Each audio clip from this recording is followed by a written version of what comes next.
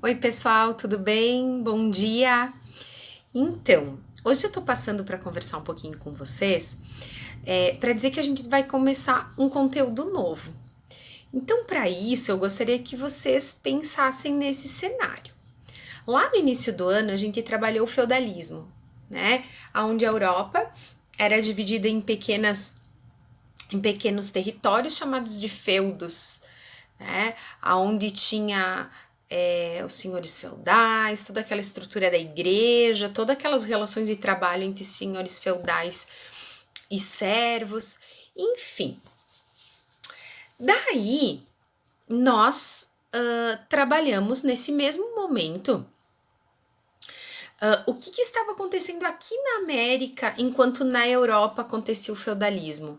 Então a gente veio para cá, a gente viu alguns povos indígenas, trabalhamos com os incas, os maias e os astecas e alguns índios brasileiros, os tupis, e aí nós percebemos como a cultura desses povos era rica, né? Como cada um desses povos tinha sua própria cultura, seus próprios conhecimentos, a sua organização da sociedade. Depois a gente foi lá para a África e nós conhecemos também três etnias africanas bem importantes que têm influência no Brasil. Como é que eram essas etnias lá na África também, no mesmo tempo que acontecia o feudalismo na Europa? Bom, nós vimos que assim como na América, essas etnias tinham características próprias, uma cultura riquíssima, né, conhecimentos desenvolvidos. Então, nós conseguimos dar essa volta. Europa, em torno do século 10, 11, 12, aí fomos lá para América no mesmo tempo e para África. Bom, visto esse cenário todo, a gente agora volta para a Europa e vê o que acontece depois do feudalismo, depois de todas aquelas mudanças, né?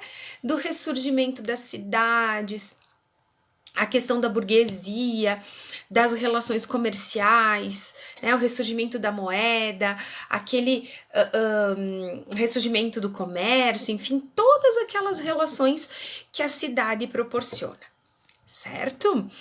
E é nesse momento que a gente vai ver um acontecimento chamado Renascimento. E esse é o nosso conteúdo, Renascimento.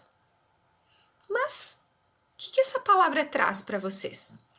O que vocês imaginam quando a gente fala renascimento? O que vem na cabeça? Vocês vão pensar em várias coisas, né?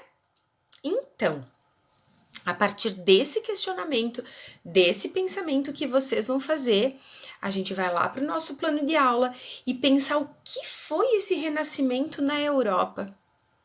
Será que o que renasceu? Então a gente vai fazer essa volta, vai pensar um pouquinho e depois a gente troca uma ideia nas aulas do Zoom. Certo, pessoal? Então, beijão, boa aula, até mais!